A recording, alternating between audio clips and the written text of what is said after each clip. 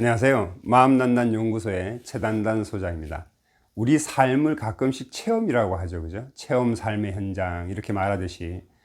그런데 삶에서 체험하지 말아야 될 것들이 여러 가지가 있는데, 여러분 혹시 장동익 씨나 윤석열 씨를 기억하고 계신지 모르겠습니다.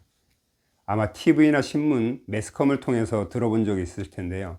장동익 씨는 부산에서 여성 한 분을 살해했다는 누명을 쓰고 21년간을 복역하신 분입니다. 이 실제로 장동익 씨는 시력도 잘 안 보인다고 하시더라고요. 그런데 이제 경찰들의 어떤 고문에 못 이겨서 자백을 해서 그렇게 됐다고 하고요. 그래서 21년간 살면서 옥살이를 하면서 가정도 파괴가 됐고 건강도 안 좋아졌고 모든 인생이 망가진 거죠. 또 윤석열 씨가 있습니다. 윤석열 씨는 아마 기억하실 줄 모르겠는데 화성 연쇄 살인 사건에 억울한 또 누명을 썼어요. 다행히 그 이춘재라는 진범이 본인이 스스로 그 범죄를 저질렀다고 자백을 하면서 누명을 벗게 됐는데, 이분도 그 누명을 통해서 20년간을 옥살이를 했습니다. 정말 너무 억울하지 않을까요? 자기가 하지 않은 그런 범죄를 통해서 20여 년간 억울한 옥살이를 한다. 물론 최종적으로 국가에서 뭐 돈을 배상을 받았지만 그게 중요한 게 아니죠. 20년간 그들의 청춘의 20년간을 억울한 옥살이를 통해서 아무것도 하지 못했다는 건데, 근데 저는 생각을 이렇게 합니다. 우리가 그런 억울한 옥살이는 아닌데 스스로 그런 억울한 인생을 살아가는 사람들이 있더라고요. 그들 자체는 굉장히 큰 어떤 재능, 그 안에 뭔가 어떤 잠재된 능력이 있는데 그 능력을 발휘하지 못하고 나는 여기까지다, 내 운명은 이렇게 되도록 되어 있다라고 살아가는 사람들이 생각보다 꽤 많이 있습니다. 물론 저도 과거에는 그랬죠. 억울하지 않을까요?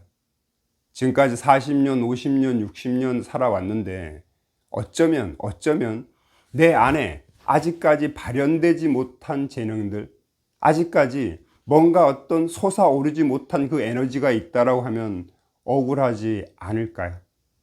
제가 만약에 50살 때 회사를 나오지 않았다면 아마 이런 내 스스로 좋아하는 일을 하면서 살아가는 이런 보람은 못 느꼈을 겁니다. 저의 선택이었죠. 그러면 우리 스스로를 한번 돌아보자고요. 나는 과연 한계가 없이 내 안에 어떤 능력을 다 발휘해서 지금까지 살고 있는가? 그렇게 쉽게 긍정적인 답이 나오지 않을 겁니다. 만약에 신이 있어서, 하나님이 있어서 우리를 만들었다면 굉장히 답답하실 겁니다. 내가 너희들을 나의 형상대로 이렇게 만들어 놨는데 너희들은 고작 그 모양, 그 정도로 살아가고 있니? 라고 질책하실 수도 있을 것 같습니다. 제가 이렇게 얘기하면 어떤 분들은 또 얘기를 하죠. 정말 제 안에 아직 남아있는 재능이 있을까요? 정말 제 안에 뭔가 어떤 에너지가 남아있을까요? 저도 모릅니다. 그런데 제가 체면 멘탈 코칭으로 사람들을 리딩해 보니까 그것이 진실이라고 믿는 사람들은 많이 변하더라고요. 그러나 거기에 어떤 의심이 들어가신 분들은 그렇게 많이 변하지 않습니다. 그러면 어떤 의사결정을 하시겠습니까? 지금까지의 삶은 그대로 놔두자고요. 그게 최선이었다라고 생각을 하고 이제부터 내 안에 뭔가 있을 거야라는 그런 믿음을 가지고 한번 살아보자고요. 근데 이것이 과거의 어떤 생각으로 계속 연장선상에 있으면 쉽지 않습니다. 과거는 그대로 인정하자고요. 그럴 수밖에 없었음을 인정하자고요. 이제부터 내 안에 뭔가 있을 거야라는 그런 믿음을 가지고 한번 쭉 멋있게 살아보자고요. 그렇게 살면 제가 틀림없이, 제가 약속드리겠지만 한 달만 그렇게 살면 좀 인생이 달라질 겁니다. 좀 다르게 살아보자고요. 그렇게 살아가는 것이 우리 삶의 정의인지도 모릅니다.